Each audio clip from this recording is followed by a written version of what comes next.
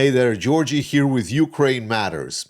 I don't know about you, but I'm thoroughly enjoying this clown show that is happening all around us with the US Russia capitulation proposal to Ukraine that by this point has been thoroughly rejected. And now we're just seeing the aftermath of it playing out. The best part, in my perspective, is that it was put out there for the whole world to see in a rush without thinking through every single point of this agreement.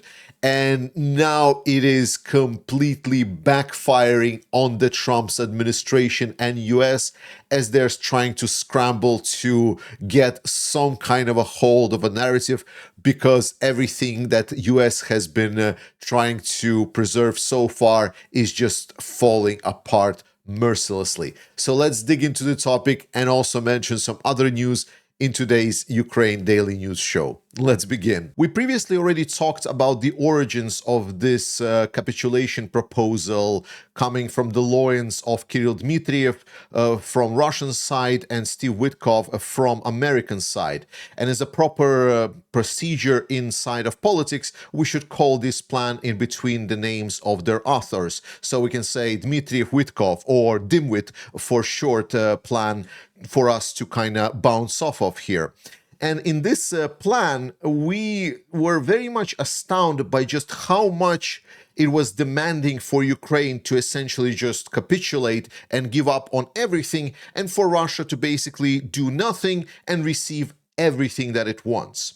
And this was problematic for a number of reasons that we're not going to be recapping.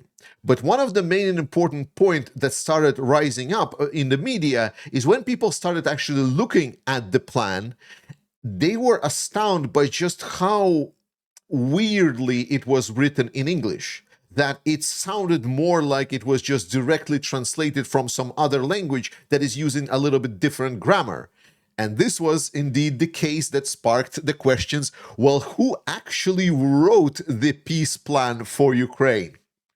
And it was hilarious what came out, because if beforehand the whole narrative was that this is the plan coming from United States, that they talked with some of the Russian counterparts and they pushed it to Ukraine and started putting pressure on Ukraine, even sending some of the high-ranking generals and Pentagon officials to Ukraine to state that they have 1 week deadline for this plan to be accepted by President Zelensky, essentially hardlining, stating that otherwise we're going to pull all of the support out from Ukraine. Then as the news started developing, we saw this whole narrative completely unraveling and Trump administration losing control of the narrative altogether. So firstly, as I stated already, the points in the plan were not acceptable. That was clear. Secondly, the argument that US is going to pull all support for Ukraine was also starting causing troubles both with Europeans and also with supporters of Ukraine inside of US. Because while there might be people like Witkoff that really want to just give Russia everything, majority of people in United States do not see Russia as a friend, and they don't want to actually give Russia everything, including some of the prominent politicians. So as more and more questions started rising up for this plan, and more discussions started appearing all across political spectrum, we first and foremost didn't really see Trump stand behind this plan, which started raising a lot of eyebrows, because usually if it would be plan that was specifically pushed by Donald Trump, he would tell you he likes taking the victories. So it more felt like Trump is kind of like giving someone an opportunity to work with it, but he doesn't really fully support or is behind it, and he sort of even distance himself. He says like, yeah, it's a plan, like Zelensky maybe can talk with it, maybe cannot work. And then it's even more questions like, well, if this is a maybe plan, then why there is now speculations about that US is going to be pulling out? And Rubio at first was actually stating that he doesn't really know about this plan, he doesn't really support it, it's more about just general discussions, to now stating that this is a plan that it's not really a plan that Ukraine needs to accept, that it's more sort of a discussion platform for both sides to start talking about it, and then we potentially can go forward. And the backlash in from the senators, backlash from the media, it became absolutely muddied. And the only narrative that started absolutely showing itself is that there is no plan whatsoever, that the right hand doesn't know what the left hand is doing, that it's an absolute chaos and incompetence. And it's now Rubio trying to come out on stage and salvage anything that is happening right now with this plan, that it's not even sure why it was these specific Pentagon officials that went into Ukraine, because they were not discussing it prior. And now Zelensky is trying to stand up and resolve all of this issue with the Americans. So that's why I feel thoroughly enjoying myself, because my problem would be if there would be like a strong arm, very focused attempt at pushing Ukraine to this surrender plan. But it's very clear that there is no plan here whatsoever, like globally speaking. Like obviously we have a piece of paper with some statements written on it, but it's not a plan if it's not really focusing around anything. If it's just a discussion point, then it doesn't really matter. And it turned itself on the head. This is becoming a great boon for Zelensky and for Ukraine. If one thing that we learned over the time is that actions are causing reactions. And when there is such an obvious, blatant, aggressive push towards Ukraine to attack Ukraine, instantly it creates more unity and combined counter-push. The appearance of this plan from US has raised two important consequences. First one is consolidation around Ukraine, consolidation around Zelensky. But more importantly, second part is Europeans realizing that their strategy at handling Donald Trump is not really working out that well, because it seemed to be working. It seemed that slowly but surely they were able to convince United States to support Ukraine and move towards supporting Ukraine more and more by buying weapons and sort of like buying the support from United States, yet receiving this plan openly without warning anyone was basically a gut punch to a lot of them. Now everyone is scrambling to try to mellow the plan down, but I can tell you for sure that the sour taste is in everyone's mouth. But here is the counter proposal from the Europeans to the plan that was presented.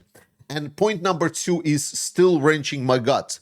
There will be a total of a non-compete, non-aggression agreement reached between Russia and Ukraine, which is fine, but all ambiguities from the last 30 years will be resolved. This is gut sickening, because this is effectively just removing any responsibility for the war crimes from the Russians. So something like this, basically, where Ukrainians were just having to bury their children because it was just Russians decided to strike some of the buildings where civilians lived inside of Ukraine. Yeah, that's all fine, all forgotten. Let's just move on. This is absolutely atrocious, and it's to say, for me, this point is twisting and turning all of my insides that this is being proposed by supposedly our European side. Number 6, size of Ukrainian military to be capped at 800,000 in peacetime. That is totally fine. I know that capping of the military should not be there, but in generally speaking, 800,000 is a decent amount of force. And even if we consider that this is just military, then potentially paramilitary can still be conscripted. So there is ways around it. Ukraine joining NATO depends on consensus of NATO members, which does not exist. So essentially, it does not block the accession of Ukraine to NATO. NATO agrees not to permanently station troops under its command in Ukraine in peacetime. The key word here is being permanently. So if it's going to be temporary, well, then there it is. Number 10, US guarantees that mirror Article 5. I think that is fine because so far the articles of defense that were proposed in the original plan, they were essentially sort of like consultations. So like US has the right to do something, and if Russia attacks Ukraine, now it's very clear and thoroughly stated that it's Article 5. US to receive compensation for a guarantee, which is fine. If Ukraine invades Russia, it forfeits the guarantee, which is understandable. But important here is that it states about Ukraine invading Russia. In the previous document, it stated that, for example, if Ukraine fires missiles at Russia, then all of this is waived. That is obviously means that if Russia just makes one provocation from the territory of Ukraine or even close to Ukraine and then says that it was Ukrainians that attack, then therefore all of the security guarantees are waived. So this does not do that. This requires specifically Ukraine invading Russia. If Russia invades Ukraine, in addition to robust coordinated military response, all global sanctions will be restored. So this is the same thing. And okay, fine. Number 12, robust global redevelopment package for Ukrainians, including but not limited to, and then there is listing of a lot of investments that goes to Ukraine. This is good. Ukraine needs a proper rebuilding plan, and Ukraine will become an extremely prosperous nation. Number 13, Russia to progressively reintegrate into global economy. Again, this makes me absolutely twist my guts on the inside, but at least it's not going to be like, oh, instantly we just wave away all of the parts about Russia and Russia just gets all of the benefits, though it does say that US will enter some kind of meaningful partnership with Russia. But sanctions relief will be discussed and agreed upon phases on one-by-one cases. This is okay. Russia to be invited back into G8. I better not comment. Ukraine will be fully reconstructed, compensated financially, including through the Russian sovereign assets that will remain frozen with Russia's compensates damages to Ukraine. Great. A joint security task force will be established with participation of US, Ukraine, Russia, and the Europeans to promote and enforce all of the provisions of this agreement. Important point that was not in the previous plan, essentially how this will be enforced. So joint security task force is good. The fact that there's going to be Russia and the Europeans, again, Ukraine will adopt EU rules on religious tolerance and the protection of linguistic minorities. Ukraine commits not to recover its occupied sovereign territory through military means. Negotiations on territorial swaps will start from the line of contact. So no recognition of the Russian captured territory. It is still considered the territory of Ukraine, but obviously everyone was kind of like understanding that it is going to be Russia that's going to be controlling that territory in hopes that maybe when Putin dies, it could be recovered diplomatically. All civilian detainees and hostages will be returned, including children. There will be a family unification program. Provisions will be made to address the suffering of victims from the conflict. And number 28, upon all sides agreeing on the memorandum, a ceasefire will be immediately effective upon both parties withdrawing and agreed upon points for the implementation of the agreement to begin. Ceasefire modalities, including monitoring, will be agreed by both parties under US supervision. So what's the issue with this? Well, it's still is a bit of dog shit and unfair to Ukraine. But it's a little bit more fair than it was before. Essentially, this is Finlandization of Ukraine. This is basically stating, okay, like the Soviet Union takes part of Finland, but we're going to invest and help rebuild Finland to the best state it has ever been. This is basically this plan. It's a tough pill to swallow for Ukrainians, but it seems to be at least guaranteeing the support for Ukraine and Ukrainian sovereignty. There is two issues with this plan. One of them is the main one, the second one is derivative from that. The first issue, and probably the main issue, is this. It's a fantasy. Russia is not accepting this ever. Russia is still not even accepting the capitulation plan that it was put forward with Dmitriev, because as I said in my initial analysis a couple of days ago, is that Russia makes all of these plans just to weaken Ukraine, just to get some more talking points about Ukraine capitulation and to additionally reduce our support for Ukraine. The only thing, Russia wants to destroy Ukraine, nothing else. Everything else is a red herring, and this was indeed a red herring. So when Europeans are coming with this proposal, it's never going to get accepted in the first place. Secondly, even if it gets accepted, Russia will never never follow this agreement. Like, there are a couple of things here that are expected to be done by Russia in good faith, such as, for example, children reunification, civilians coming back. What if Russia doesn't give all the children? What then? Like, how are you going to enforce this? Is it just going to be kind of carried on? And it's like, yeah, we do deals with Russia, we do the minerals and agreements with Russia, but in the meantime, Russia will not return any Ukrainian children. Russia will not return any heroes of Ukraine. Russia will continue executing their barbaric atrocities on the Ukrainian captured territories. What then?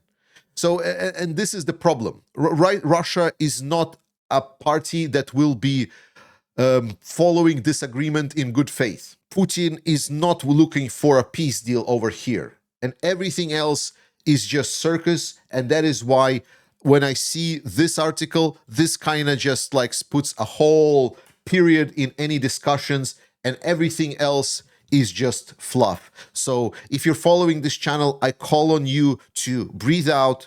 It doesn't matter if Ukraine accepts, not accepts this deal. Putin is not accepting this. It is not what Russia wants. There is no chance in the world that this is going to be accepted by either side over here. So let's just carry on. Russia seemingly wants to exploit their advances on the Zaporizhia direction. Video cameras have shown that there is movement of Russian column of vehicles along the roads around the Zaporizhia direction in Ukraine, the occupied parts of Ukraine, obviously. It showed that there's both 7 vehicles carrying heavy equipment and at least 15 trucks carrying personnel. So it's quite notable force for Russia that is moving towards part of the Russian Hulaypole direction, where they saw some advances in the last week or so. We will cover it in details tomorrow in the Frontline update. Unfortunately, not a single day goes by without a Russian war crime. This is specifically why it is gut-wrenching for me to see Europeans proposing to just excuse Russia from doing any and all of this. In this video, we see Russian criminals capturing some 5 Ukrainian prisoners of war, putting them face down into the ground, and then executing them without mercy. Absolutely atrocious video, and unfortunately, a video that we all have seen many times over playing out in Ukraine already. And this is what we're supposed to just forgive and forget that it ever happened. Absolutely hilarious news are coming in from the around Pokrovsk direction. Now, firstly, Ukrainians have counterattacked around Pokrovsk, and reports are that right now they even pushed Russians back beyond the city center of Pokrovsk. And again, we're going to cover it in details tomorrow, so good news there. But secondly, reports are that some of the force mobilized Ukrainians from the occupied territories are actually finding ways to surrender to Ukrainians around Pokrovsk. So Russia is force mobilizing Ukrainians, and then they surrender to the proper Ukrainian forces around Pokrovsk. Great news. More of this needs to happen, and my hopes are that at some point there will be also people not just surrendering from the Russian military, but also fighting against the Russian military from the inside. Finally, we are trying to do everything on this channel that we can to help Ukraine. I am trying to do as much as I can. Last week, I had a nice visit to the Danish Ministry of Foreign Affairs and Danish Parliament, where I talked with some of the internal groups. I cannot disclose any details, but we're working hard on strengthening both European defense and also Ukrainians. We are getting more and more involved, and we're getting some really good results, and I'm absolutely certain there will come a time for me to show you the results, and you will be very happy. If anything to go by right now, then this is our fundraiser where we're trying to help some of the Danish drone producers that will be working very closely with the Ukraine Matters community, actually the viewers of the Ukraine Matters community as the drone producers themselves. We are now getting a big fundraiser so they deliver fantastic drones to Ukrainian front lines. We're doing extremely well, over 31,000 already gathered. Participate in fundraisers, support the Ukrainian armed forces, trust in victory, guys, believe, and we'll do whatever we can until victory on this channel right here. Slava Ukraini, I love you, and I will see you next time.